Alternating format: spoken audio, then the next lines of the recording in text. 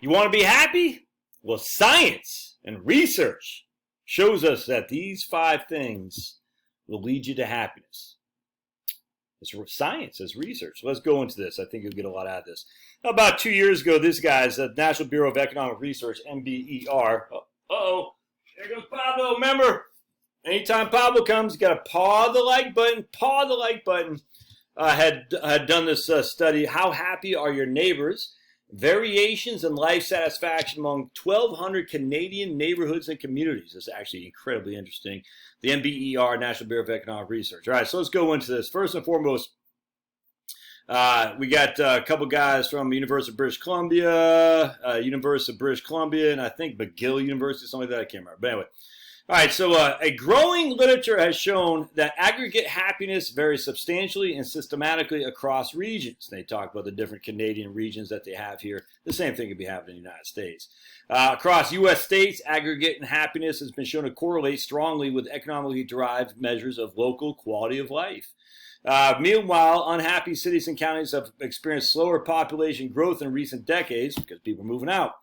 All right, 2 Canadian surveys, Canadian Community Health Survey, CCHS, and General Social Survey, GSS, have been asking the same question consistently since 2010, providing a national sample now exceeding 400,000 respondents.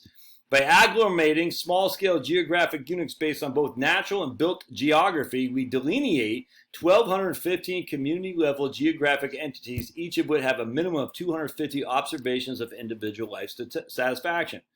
Of these geographic entities, 775 are within the cities, 440 are in rural areas, covering all of Canada's geography. All right, so let me just go here because I want to, hold on just a second. I want to show you the first thing. We're going to kind of go over the, let's go to religion right here. No, hold on just a second. Right here. All right. So the census, let's see here.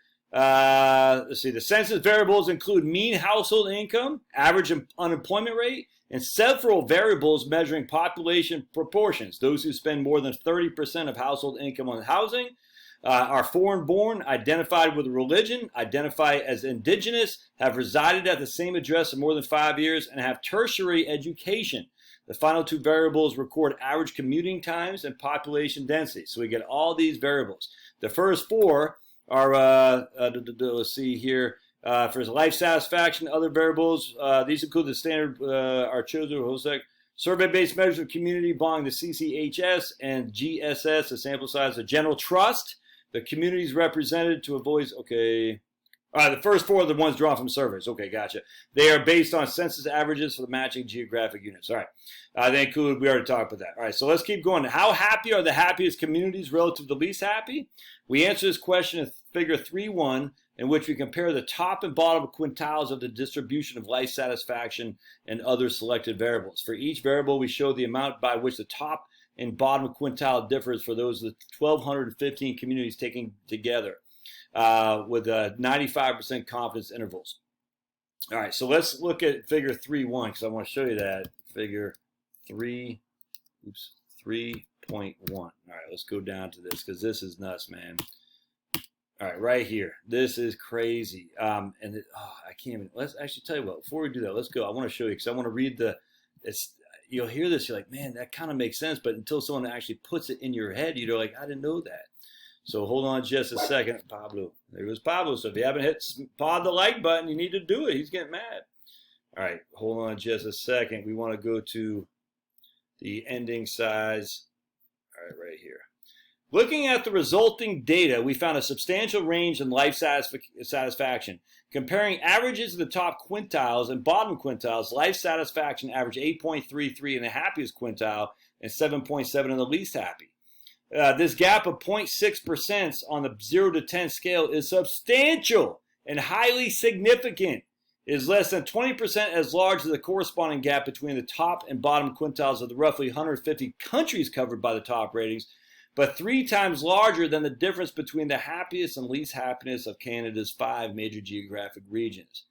We then saw how average lives compared in the top and bottom quintiles of our 1,215 communities. Well-being, equality, sense of community belonging were both significantly higher in the happy communities. While there is no significant difference in average incomes, unemployment, social trust, or indigenous population shares, but we did find in the happiest quintile communities, they had lower commute time, smaller shares of population spending over 30% of their house on their incomes on housing, smaller foreign-born population, much smaller population densities. We then divided into rural and urban parts, and the urban part representing almost 2/3 of the sample. We found life indeed to be less happy in the cities by 0.18 points, almost half as large as the gap between the large and the top and bottom quintiles. This despite the urban areas having higher income, lower unemployment, and higher education. But urban dwellers more likely to have moved recently and less likely to have a sense of community belonging than those who are in the rural areas. Now, they don't talk a whole lot about it, but there's definitely religious in here too. So let's go down to 3.1, and I'll show you what I'm talking about. All right, so here's the difference here. So right here, right is the bottom. The orange is the bottom quintile. The blue is the top quintile. So the orange is the least happy. The blue is the happiest. Mean life satisfaction. Look at that, man. It's such a difference. Now, means the average. Look at that. So we're going on a negative 1.5 to 1.5 scale. Just huge. Standard deviation of life satisfaction. All right, so sense of belonging to local community. Significant difference. So if you have a sense of belonging to your community, you are happier. That's all there is to it. Less sense of belonging, you are less happy. Generalized trust doesn't mean much. It looks less happy, have less generalized trust, but that's not a big deal. Mean household income. Look at this, man. Mean household income. The people with the higher income generally are a little bit higher happy. Not much, but a little bit. People with lower incomes are generally less happy. Quite a bit, actually, but not as much as you think. Not compared to sense of belonging to the community. Unemployment rate. Look at that. People who have a higher unemployment rate are right smack down the middle. The higher the unemployment rate, some with unemployment rates are higher in terms of being happier, and some with higher unemployments are unhappier. It's like, no, you can't define that. So basically, higher unemployment does not mean you're going to be happier or unhappier or less happy, if that makes sense. I hope that does. I would attribute that to retirees. Retirees are not working, so they're probably unemployment is high, but they're happier too because they're retired. But I just find that funny. Mean household income. The lower the household income, the less likely you're to be happy. Definitely. The higher the household income, though, it doesn't show that you're going to be happier. It just doesn't. Look at the sense of belonging to the local community. If you have a strong sense of belonging to your local community, you're happy. If you have a low sense of belonging to local community, you're not happy. That's all there's to it. Watch this. Proportion of spending 30% or more on retirement, the least you spend on household, proportion of households spending 30% or more of income on housing. The less you spend on housing, the happier you are. That's the number one critical thing. The number one critical thing right there to be happy. If you spend more than 30% on housing, that is the most, other than mean life satisfaction, that is the number one issue, how much you spend on housing. Oh, it's crazy.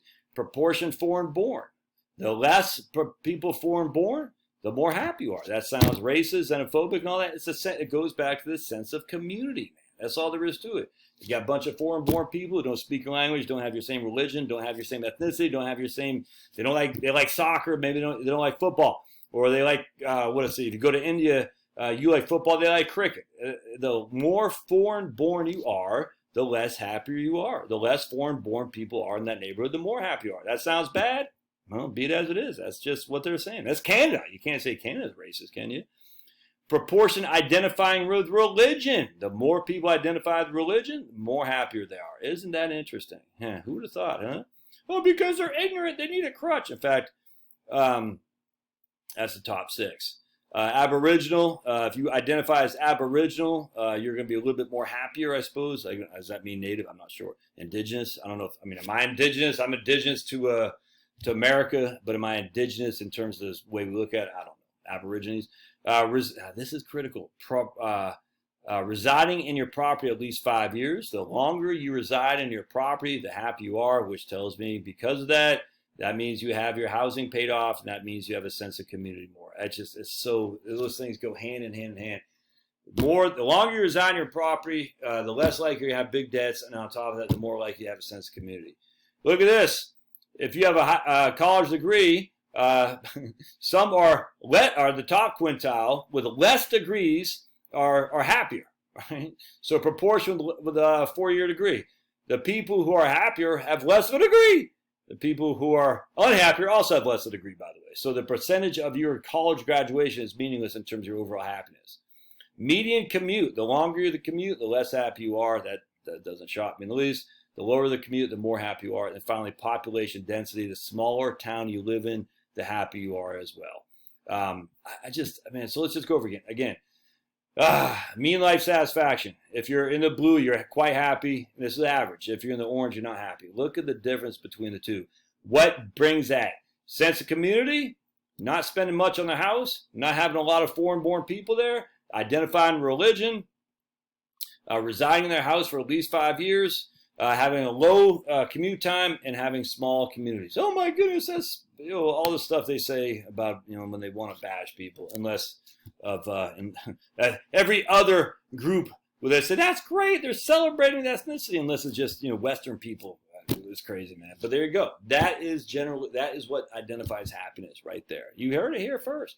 Find a small place, find people who are religious, find people who are in your community, have your mortgage paid off, have a sense of community, go to church, have no commute or small commute time, and you're going to be happier. I'm just telling you right now. Hope you find this interesting. I'll put a link in the show notes. Would love to hear your comments. Thanks now.